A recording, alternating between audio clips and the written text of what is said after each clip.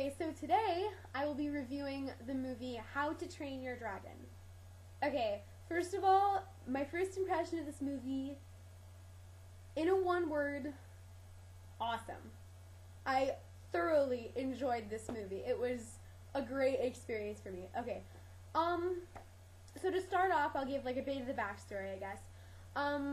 So you have the classic tale of the underdog who nobody really likes to hang out with. He's kind of a nerd.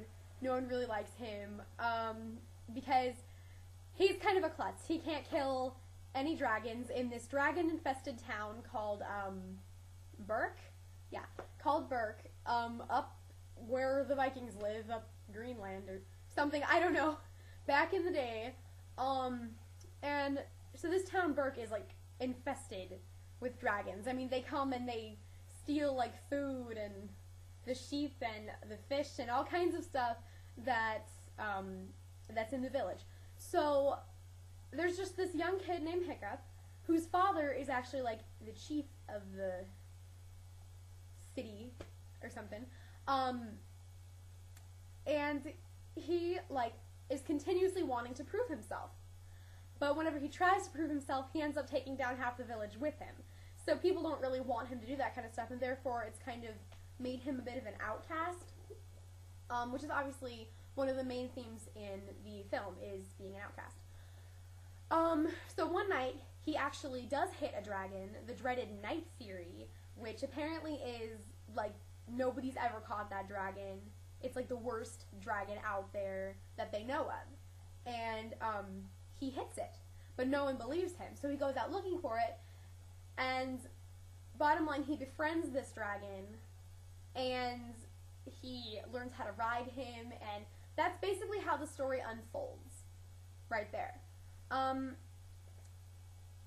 this was by DreamWorks, and I'm not an incredibly huge fan of DreamWorks films like the Shrek movies. I'm not at all a fan of the Shrek movies. I think they were kind of corny. It didn't strike me as something that I liked. And when I saw the sign for this, I saw like, How to Train Your Dragon, DreamWorks. Oh great, it's another Shrek movie. But I was blown away. I was pleasantly surprised. Yeah, I really was. So let's see. To go on, I want to talk about a little bit about character development.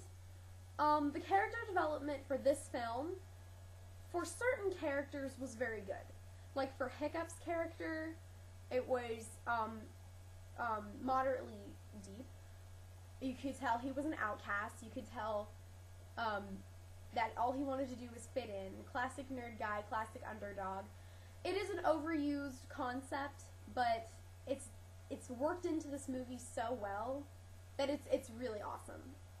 So liked that character, I really did. Then you have Astrid, who is his, I guess you could call her a love interest. I wouldn't call her a love interest, really, because they're like, kids like, what, 15, 16, 17, maybe? I don't know. Maybe. Hold that thought. Sorry, where was I? Had a bit of a problem, had to go take care of them. I owed some money about a goat. Yeah. Okay. Where was I? Character development? Hiccup. Right, no, Astrid. Okay. You could tell that she was the character that was kind of in opposition to Hiccup, because she was like the head person, like before. And after Hiccup started training his own dragon, he found little tricks. And when he went to dragon training with all of the other village kids, he started using these tricks. And everyone was like, oh my gosh, he's so amazing. How is he doing that? He used to be such a dork, and now he can like make all these dragons like do whatever he says. It's really kind of amazing, because Astrid she gets kind of on edge about that, because she used to be the best one. And now you got Hiccup coming in with all these fancy little tricks, and she's not the best one anymore. So you see a little bit of jealousy in her. You see of the slightest tad of envy. But what you really see is her own pride. Her own pride is like kind of broken in two there, because she's like, oh my gosh, what happened? I was the best. And she gets kind of angry So part of the story is she follows him and she ends up finding out about his dragon. But I'm not going to go too much into detail about the story because, as you know, here at My Pointless Opinion, we don't give away the plot. So, though I'm pretty much halfway done that already. But there's a lot of little quirks that I'm going to leave.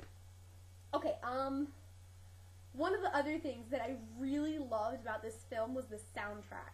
Now, I'm a huge sucker for Celtic-sounding soundtracks, and this was indeed Celtic-sounding, though it had kind of a Viking feel to it. I don't know what exactly you would call that, because you could tell there was like a Scottish-y Celtic thing going on, but it was almost like an like toughness and under beats that kind of, to me, in the music symbolized like a Viking and Viking society. Now that's just me being extra deep going into the music, but I love the music so much, so as soon as the soundtrack comes out, I'm going to go to the store and buy it, because I buy soundtracks all the time. Actually, I have one, look. Perfect example. Actually, this was given to me by a friend. But I do collect movie soundtracks, and that is definitely one I will invest in. How much time do I have left?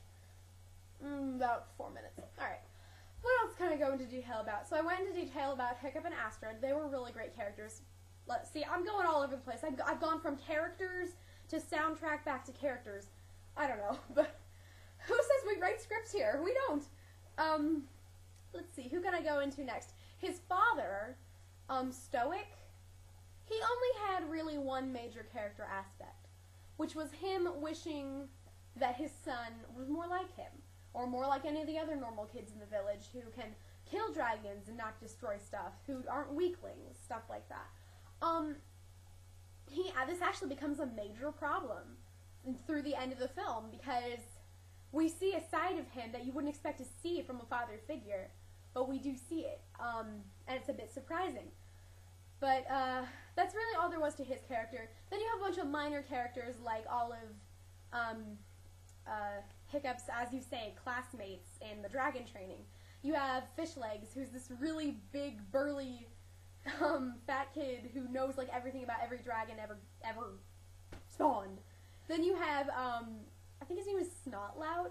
Yeah, Snotlout, and he's like this big, beefy, like macho kind of guy, and I don't like those kind of characters, but I think it kind of fit him. There always needs to be a big, beefy kind of jock guy in a movie. It completes the movie. Alright, I have to hurry! I have 2 minutes! Okay, then you have the twins, Rough Nut and Tough Nut. I actually liked their dialogue, because it was like, kind of, you could definitely see like brother-sister rivalry right there, sibling rivalry. I thought that was kind of cool. And that's all. That's all, that I remember anyway. So, in short, I suppose, I really did love this film. I haven't gone into any of the things I didn't like about it, because, in truth, I really can't find something I didn't like about it. Besides the themes that were overused a little bit, I still thoroughly enjoyed this movie. So, on a scale of 1 to 10, I will definitely give this movie a straight 10. Thank you. Because, I mean, I really enjoyed it. It was a treat to watch. I really liked it. Oh my god, I didn't even talk about the dragon. What is wrong with me? I don't know what's wrong with me. And I'm out of time, too. Okay, so just in short, I loved the dragon. The dragon was so cute, and I know I shouldn't think that, but I did. It was like a mix between Stitch and a kitten. I loved it. Okay, that's the end. Goodbye, everybody. Come back to My Pointless Opinion again. See you guys later.